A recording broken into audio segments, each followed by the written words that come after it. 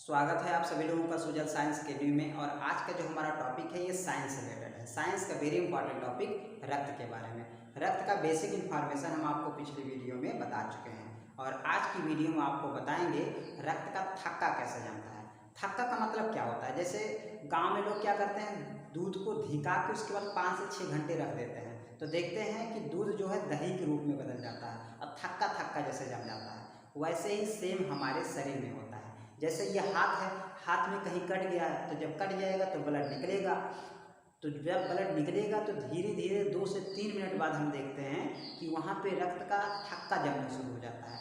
रक्त की एक मोटी परत आ जाती है और जिससे जो पीछे का ब्लड आ रहा होता है वो रुक जाता है। इस तरह से हमारे शरीर में रक्त का बहाव बंद हो जाता है और रक्त का थक्का जमना बहुत जरूरी है। रक्त का थक्का नहीं जमेगा तो हमारे शरीर से ढेर सारा ब्लड बह जाएगा जिसकी वजह से व्यक्ति की मृत्यु हो जाएगी। तो हम इस वीडियो में जानेंगे कि रक्त का थक्का हमारे शरीर का कौन सा पार्ट जमाता है और किस क्रिया से हमारे शरीर में रक्त का थक्का जमता है। तो रक्त का जो थक्का होता है इसको इंग्लिश में क्या बोलते हैं, तो क्लॉटिंग ऑफ ब्लड।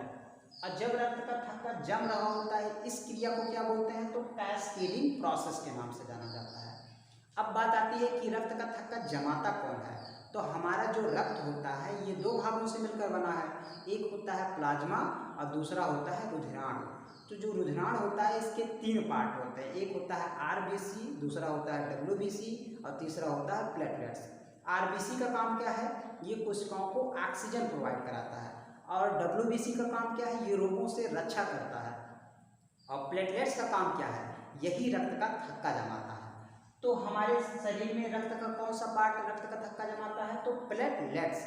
ये एग्जाम में पूछा हुआ है, ठीक। और प्लेटलेट्स का बायोलॉजिकल नेम क्या है, तो थ्रोम्बोसाइट है। थ्रोम्बोसाइट, यही थ्रोम्बोसाइट ही क्या करता है, रक्त के थक्के को जमाता है।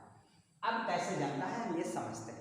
जैसे ये हमारा मान लीजिए हाथ है या पैर है, कहीं पर भी कट जाता है। मान लो हाथ में कट गया तो हाथ में जैसे कहीं कटेगा तो ब्लड जैसे निकलेगा।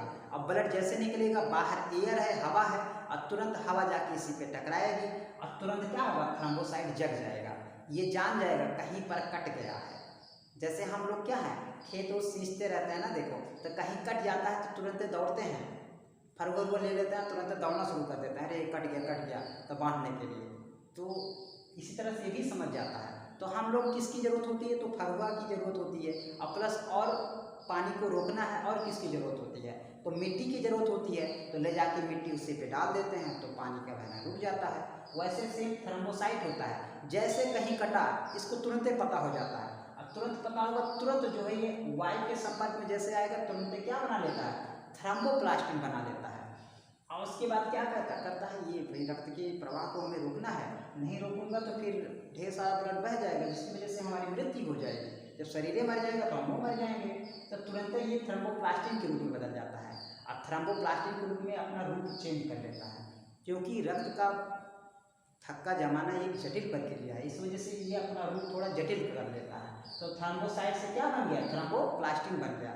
अब थ्रोम्बोप्लास्टिन जब बन गया ये तुरंत दौड़ के जाता है, किसके पास जाता है, कैल्शियम और प्रोथ्रोम्बिन के पास। कहता है बाबू देखो शरीर में कहीं कट गया है और ढेर सारा रक्त बह जा रहा है, अगर ढेर सारा रक्त बह जाएगा तो हम सब मर जाएंगे। इस वजह से जल्दी रक्त का थक्का चलो जमाओ। तो हमारी कैल्शियम और प्रोथ्रोम्बिन कहता है दोनों की हमें सहायता चाहिए, दोनों लोग मिलेंगे तभी रक्त का थक्का जम पाएगा। तो थ्रोम्बोप्लास्टिन के साथ कैल्शियम और प्रोथ्रोम्बिन दोनों मिल जाते हैं और जब उसी में मिल जाते हैं जाके थ्रोम्बोप्लास्टिन में समा जाते हैं तो क्या बन जाता है, तो थ्रोम्बिन बन जाता है। थ्रोम्बिन बन गया।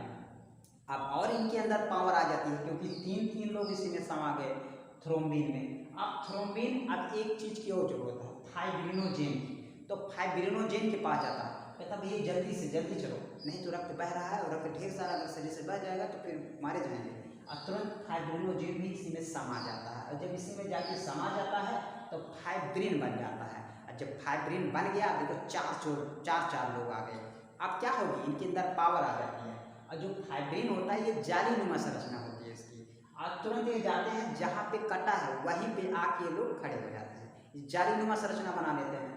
और उसके बाद जो रक्त बह रहा होता है यानी आरबीसी, डब्ल्यूबीसी और प्लेटलेट्स जो निकल रहा होता है वहीं पे आके अटक जाता है। जाली में आके अटक जाता है, जिससे धीरे धीरे वो गाढ़ी परत बन जाती है और पीछे से जो ब्लड आ रहा होता है वो नहीं बह पाता है, रक्त का थक्का जम जाता है उसी पे।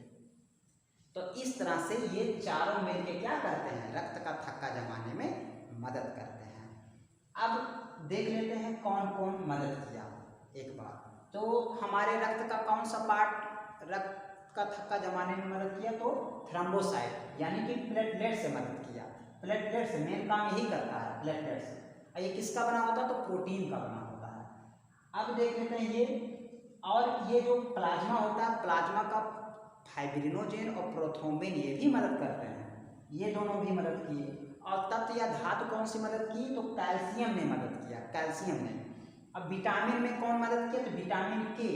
विटामिन के जो होता है ये भी रक्त का थक्का जमाने में मदद करता है। अगर हमारे शरीर में विटामिन के की कमी हो जाएगी तो रक्त का थक्का जम जाएगा, यानी कि नस के अंदर ही जम जाएगा, इसलिए विटामिन के की कमी नहीं होनी चाहिए। तो देखते हैं ना, ब्रेन में रक्त का थक्का अगर जम गया तो उसी को ब्रेन हैमरेज के नाम से जाना जाता है।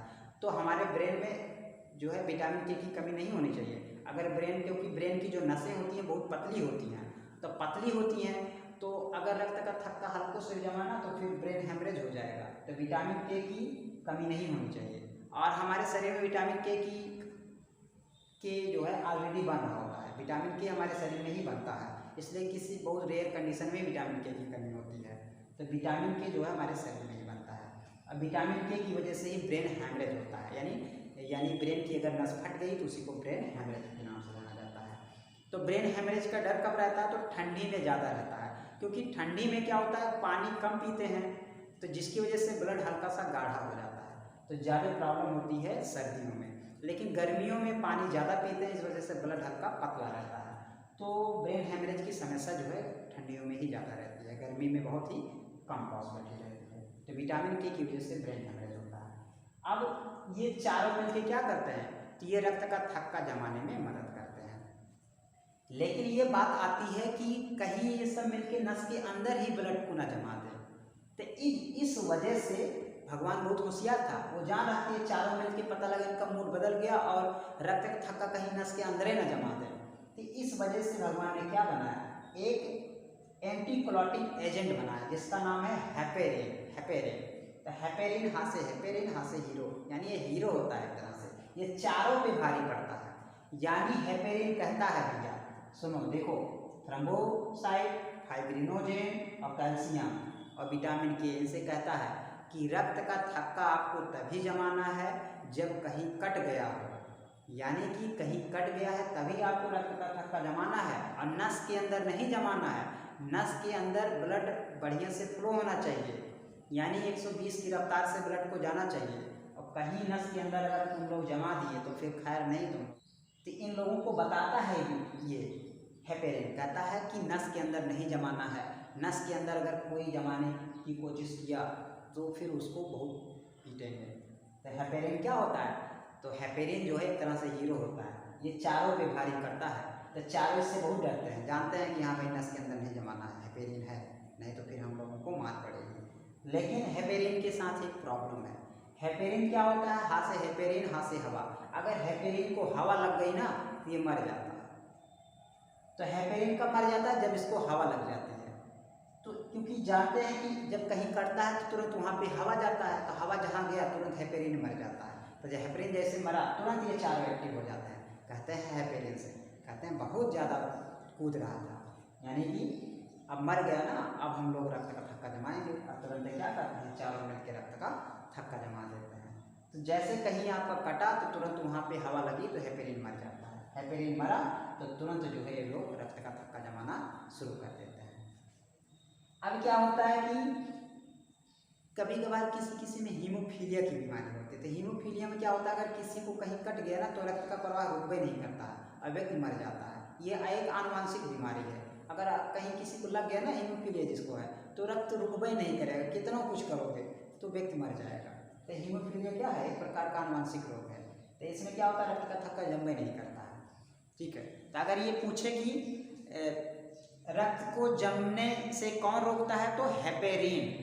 ठीक, हेपेरिन। अब हम देख लेते हैं जो ये रक्त का थक्का जमाते हैं, जो प्रोटीन, इनका निर्माण कहाँ पे होता है? तो देखिए फाइब्रिनोजेन, प्रोथ्रोम्बिन और हेपेरिन का निर्माण कहाँ पे होता है? तो लीवर में होता है। लीवर, ये तीनों क्या है? प्रोटीन है ये तीनों। तो हेपेरिन क्या करता है? ये रक्त के थक्का को जमने से रोकता है, नस के अंदर रोकता है, नस के अंदर जमने से। और ये भी देखते हैं कि जो शुगर के मरीज होते हैं उनमें हेपेरिन का यानी फाइब्रिनोजेन और प्रोथ्रोम्बिन हेपेरिन का निर्माण उतने अच्छे से नहीं होता है। चलिए देखिए उनको कहीं कट गया तो जल्दी से जो है वो रक्त का थक्का नहीं जमता है, यानी वो लेट जमता है। तो रक्त का थक्का 2 से 3 मिनट में जम जाना चाहिए। अगर इससे ज़्यादा समय लग रहा है इसका मतलब है आपके अंदर प्रोटीन या विटामिन की कमी है। तो इस तरह से हमारे शरीर में रक्त का थक्का जमता है। तो आई होप ये जानकारी आपको अच्छी लगी होगी। अगर अच्छी लगी होगी तो वीडियो को लाइक करेंगे, चैनल को सब्सक्राइब करेंगे और दोस्तों में शेयर भी कर देंगे। आज के लिए इतना ही, मिलते हैं नेक्स्ट वीडियो में। तब तक के लिए जय जवान।